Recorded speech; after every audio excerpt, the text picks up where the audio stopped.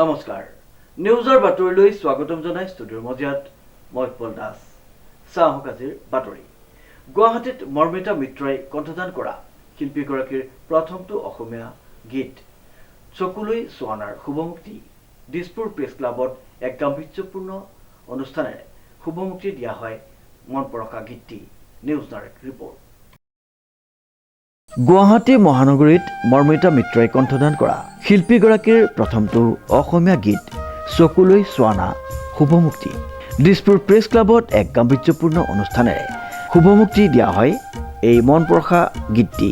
উল্লেখযোগ্য যে সুদূৰ কলকাতাৰ জীয়ৰী তথা অসমৰ বোৱাৰী জনপ্ৰিয় কণ্ঠশিল্পী মৰ্মিতা মিত্ৰই কণ্ঠদান কৰা চকুলৈ চোৱানা শীৰ্ষক অসমীয়া দৃশ্যশ্ৰাব্য গীতটি ৩১ জানুৱাৰীত শুভমুক্তি দিয়া হয়। এই উপলক্ষে দিছপুৰ প্ৰেছ ক্লাবত আয়োজিত এক গাম্ভীৰ্যপূৰ্ণ অনুষ্ঠানত বিশিষ্ট সাংবাদিক প্ৰণয় বৰদলৈ, বিশিষ্ট কণ্ঠশিল্পী অনুপম শইকীয়া, প্ৰাগ নিউজৰ CMD সঞ্জীৱ নাৰায়ণ আৰু জাৰ্নেলিষ্ট এছ'চিয়েশ্যনৰ ফৰ আছামৰ সম্পাদক প্ৰধান তথা দিছপুৰ প্ৰেছ ক্লাবৰ সাধাৰণ সম্পাদক কুঞ্জমোহন ৰায়ৰ উপস্থিতিত শিল্পীগৰাকীয়ে অসমীয়া ভাষাত নিজে কণ্ঠদান কৰা প্ৰথমটো গীত অসমবাসী ৰাইজৰ বাবে মুকলি কৰি দিয়ে। অনুষ্ঠানত জনপ্ৰিয় কণ্ঠশিল্পী মৰ্মিতা মিত্ৰই অসমবাসী ৰাইজৰ আশীৰ্বাদ কামনা কৰাৰ লগতে চকুলৈ চোৱানা গীতটি ৰাইজে আদৰি ল'ব বুলি আশা প্ৰকাশ কৰে। আনহাতে বিশিষ্ট সাংবাদিক প্ৰণয় বৰদলৈয়ে মৰ্মিতা মিত্ৰৰ কণ্ঠৰ ভূয়সী প্ৰশংসা কৰে। প্ৰাগ নিউজৰ CMD সঞ্জীৱ নাৰায়ণে কয় যে নিজৰ কষ্ট, ত্যাগ আৰু সাধনাৰ বাবে মৰ্মিতাই অতি কম সময়ত জনপ্ৰিয়তাৰ শিখৰত উপনীত হ'বলৈ সক্ষম হৈছে।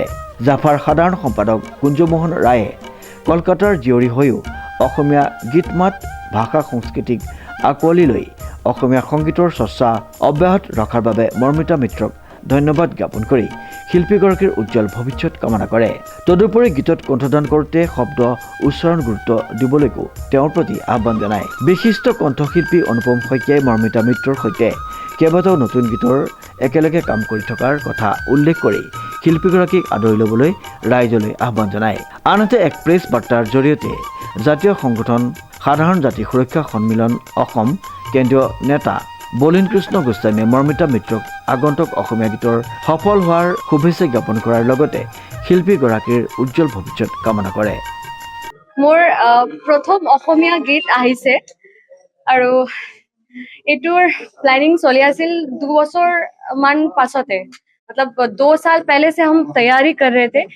वैसे तैयारी नहीं, एक्चुअली 2 साल पहले मैं शो में जा रही थी एक, फिर अचानक मेरे एक दादा जो कि गौरीपुर में रहते हैं, उनका स्टूडियो है, सत्यजीत सरकार उसका नाम है, तो उनके स्टूडियो में हम गए अचानक और एक गाना सुना, अच्छा लगा, तो हमको लगा कि बाहर से थोड़ा बहुत माइक्रोफोन में कुछ डबिंग करते हैं, कैसा लगता है देखता है। फिर वो करने के बाद जिसने ये गाना लिखा प्रीतम रॉय, प्रीतम दा को भी अच्छा लगा। फिर 2 साल तक हमने सोचा कि हाँ करेंगे करेंगे, लेकिन मेरे टाइट शेड्यूल की वजह से ये नहीं हो पा रहा था। फिर जाके अब मतलब 2 साल बाद फाइनली ये गाना आज आ रही है। মই আপোনালোকৰ মই বিচাৰিছো আপোনালোকৰ মাজত মই আশা কৰিছো আপোনালোকে মোক বহুত মৰম দিবে, আপোনালোকে চাব গানটো আৰু ভাল পালে লাইক কৰিব, শ্বেয়াৰ কৰিব আৰু গানটো মই ৰিলিজ কৰিম মোৰ নিজৰ চেনেল মৰ্মিতা মিত্ৰ মিউজিকেল অফিচিয়েল, এই চেনেলটোত গানটো মই ৰিলিজ কৰিম। আৰু মই ধন্যবাদ জনাইছো সকল অসমৰ ৰাইজৰে আৰু দিছপুৰ প্ৰেছ ক্লাবৰ সকলো সদস্যক। মোৰ শুভাকাংক্ষী জন যিমানে আছে তেওঁলোকৰ आशीर्वाद मैं विचारिसु। और इस गाने में जिन जिन लोगों ने मुझे बहुत हेल्प किया है, मेरा कॉस्ट्यूम डिजाइन और मेकअप किया है सायरा ने, एंड पूरा प्रोडक्शन मेरे हस्बैंड ने दिखाया, अमित ने, उसने प्रोड्यूस किया है पूरा। और बाहर से भी कुछ आइडिया कुछ लोगों ने दिया है। जॉन मेरा भाई है, जॉन ने बहुत हेल्प किया है। And magic motion pictures Kolkata से जो टेक्नीशियंस लोग थे उन लोगों ने काम किया है।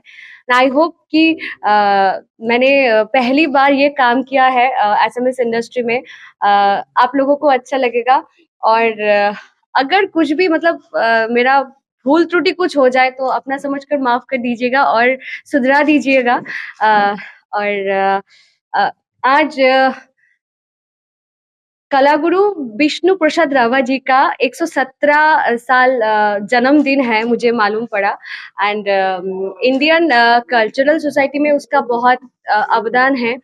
सो इस खुशी के अवसर पर, मतलब एक शुभ दिन पर मेरा ये गाना रिलीज हो रही है, ये मेरे लिए बहुत खुशी की बात है। I would like to thanks to each and every members, each and every reporters who are presented here, and thank you so much for loving me too much. मैं बहुत खुश हूँ, बहुत, और बहुत excited भी हूँ, थोड़ी बहुत nervous भी हूँ, लेकिन बहुत अच्छा लग रहा है। News desk report, news now.